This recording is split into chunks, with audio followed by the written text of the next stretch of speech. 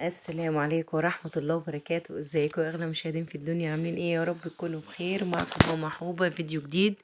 هنعمل مع بعض جلاش بطريقة حلوة قوي. وان شاء الله تعجبكم وتجربوها وتقولوا رأيكم فيها ايه. اهم حاجة تشوفوا الفيديو للاخر وتشتركوا في القناة وتفعلوا الجرس عشان يوصل كل جديد. ونقول بسم الله الرحمن الرحيم. اللهم صل وسلم وبارك على سيدنا محمد وعلى آله واصحابه اجمعين. بصوا يا حبايبي، انا معايا لفة جلاش. انا مغطيها بفوطه عشان ما تنشفش معايا. على ما ايه هنشوف هنعمل ايه. معايا صينيه هدهنها سمنه سايحه علشان هنحط فيها الجلاش. تمام كده. ومعايا هنا ايه السمنه السايحه، ومعايا الجلاش، ومعايا جوز الهند. هندهن كل ورقه لوحدها.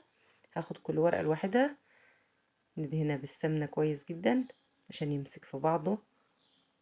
وهنرش شويه جوز الهند، مش كتير، يدي بس ايه طعم وريحة في الجلاش. وهنعملها بقى مروحة، نكشكشها كده زي المروحة اللي كنا بنعملها زمان، زي ما انتوا شايفين كده. احطها في قلب الصينية.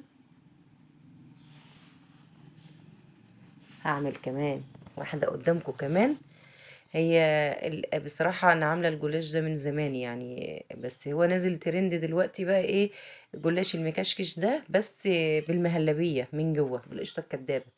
لكن انا ما عملتوش بالقشطه الكدابه، انا عاملاه كده. بس انتوا هتشوفوا طريقته، بس شوفوا الفيديو الاخر. ما شاء الله، جلاش في منتهى الجمال والطعامه، وطعمه كان حلو قوي قوي قوي، وبألف هنا وشفا على اللي كاله يعني. هنعمل زي ما انتوا شايفين كده. هنعملها مروحه، هنكشكشها سهله جدا وما خدتش وقت معايا خالص. واللي يوصل لغايه هنا بقى يعمل لايك للفيديو ده علشان المشاهدات زي الفل بجد يعني. ربنا يكرمنا ويكرمكم جميعا يا رب. كل سنة وانتم طيبين. رمضان عدى، الأيام عدت بتفر يا جماعة، ما عادش حاجة. وربنا يبلغنا رمضان يا رب، ويجعل كده البركة في بيتنا وفي عيالنا وفي صحتنا يا رب. زي ما انتم شايفين، هي الطريقة سهلة يا جماعة، مهاش صعبة خالص. بس بصراحة كان طعمه حلو قوي قوي قوي يعني.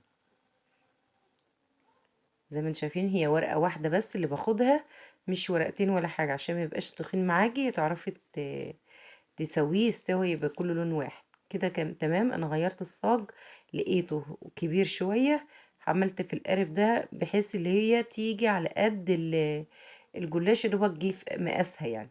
وحطيت بقى السمنة، سقيت على الوش كده شوية حلوين. وسخنت الفرن، هدخلها الفرن معانا.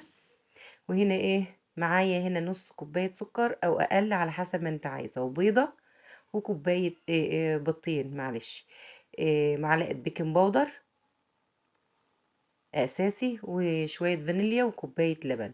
هنضرب بقى ده كويس لغاية ما السكر يبوش معانا والبيض يخش في اللبن. حطينا ايه كوباية لبن، نص كوباية سكر، بيضتين، معلقة بيكنج باودر، وفانيليا. هنسقي بقى الجلاش بعد ما خد تحميرة كده، لسه ما خدش التحميرة الاخرانية.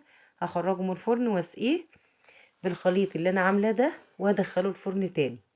بصراحة كان احلى جلاش عملته في حياتي بجد. انا عملت طرق كتير، بس ده طعمه وريحته حلوة قوي. خرج من الفرن بعد ما خد اللون بعد اللبن. هنسقيه شربات. الشربات كوبايتين مية، وكوبايتين سكر، وعصرة ليمونة، وشعرة فانيليا بس. حبيتش اطول عليكم الفيديو واعمله وياكم انا عملته قبل كده. كده خلاص سقناه وسبناه برد خالص لغاية ما الشربات شرب معاه. وهنقطعه بقى بصراحة يعني، ولا كلمة. هتعملوه بجد حلو قوي قوي. طريقته سهلة، ما خدتش وقت معانا خالص يعني.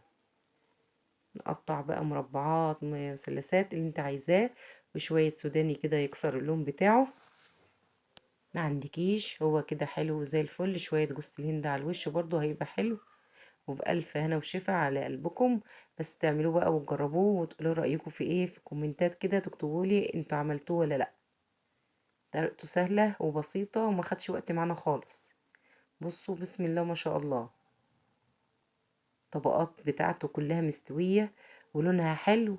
واللبن خلالها طعم وريحة في منتهى الجمال. واشوف وشكم على خير، والسلام عليكم ورحمة الله وبركاته.